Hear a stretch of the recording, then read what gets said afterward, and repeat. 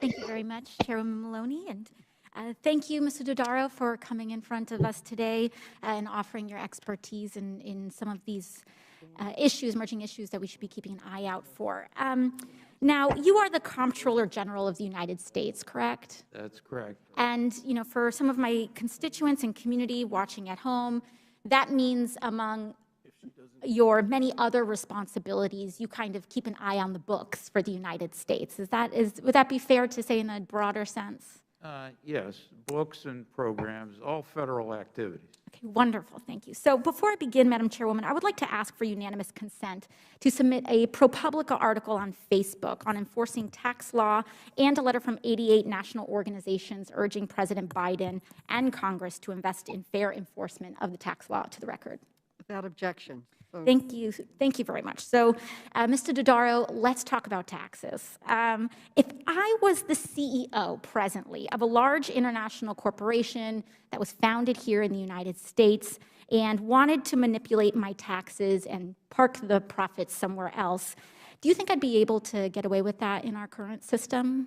Well, there's a lot of potential loopholes in the current system that can be exploited.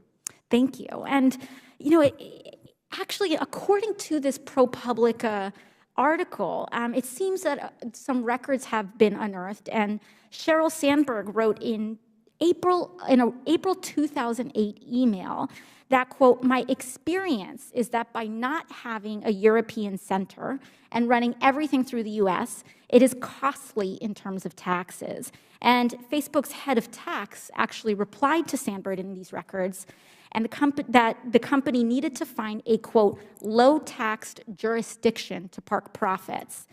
And it found that jurisdiction in Ireland, where its tax rate is near zero. Now, why would Facebook, you think, want to do that? Well, there's different tax advantages. I'm going to have Mr. Mims, our expert in the tax area, I'm going to ask him to help comment. Sure, of course. Because we've looked at some offshoring kind of issues. Chris? Thank you, sir. And yes, ma'am, we've looked at offshoring, and as you're suggesting that there are various tax advantages to where major corporations claim that their businesses are taking place, and they are fully aware of those tax advantages, and they use those to their advantage to minimize the amount of taxes that they have to pay. Thank you. So that is an important consideration in business decisions. Thank you so much, and I appreciate that answer. And I would actually kind of contest this term tax advantage, because it may be an advantage to an individual corporation, but we currently have an enormous tax gap in the United States. Would you say that that's correct, Mr. Dodaro? That's correct.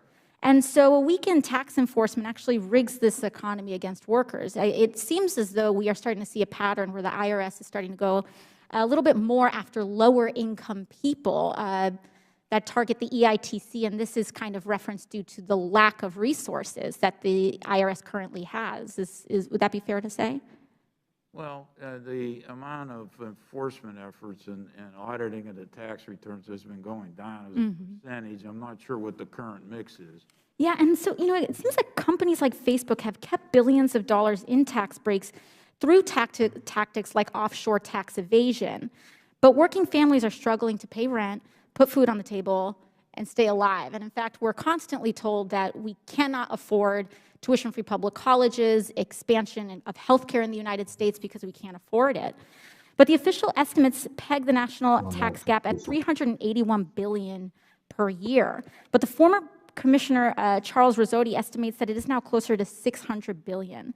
Mr. Dodaro, does any other item on the GAO's high-risk list come anywhere close to having a $600 billion impact on the federal budget? Not any one single item alone. So this seems to be one of the largest areas of having a negative impact on our federal budget. It's tax evasion and other sorts of... Yes. There are two others that have potential large areas. One is health care, improper payments in health care, which are over $100 billion a year. And defense weapon systems, where there's a portfolio of $1.8 trillion. All right. Thank you very much. Appreciate it. So who gets hit the hardest? It's not Wall Street executives or tech billionaires, it's regular folks. Families who rely on the EITC are being targeted at disproportionate rates. Imagine making barely enough to get by, and suddenly the IRS is knocking on your door for an audit while corporations get away with tax tricks worth billions. Even the Government Accountability Office, GAO, has confirmed that tax enforcement efforts have gone down overall, but audits of low-income people remain high. It's a rigged system, plain and simple. So what can be done? Here are a few key takeaways. The IRS needs more funding and better tools to go after tax evasion at the top. Loopholes that allow companies to shift profits overseas must be closed. The tax system should focus on fairness. Working families shouldn't bear the brunt of enforcement while billionaires walk away untouched. AOC is bringing these issues to light, but it's up to all of us to keep the pressure on. If you want to see more accountability in our tax system, share this video and make your voice heard. What do you think? Should the IRS be focusing more on corporations and the ultra-wealthy instead of low-income Americans?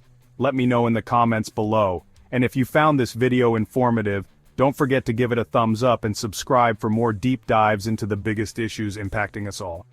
Thanks for watching, and I'll see you in the next video.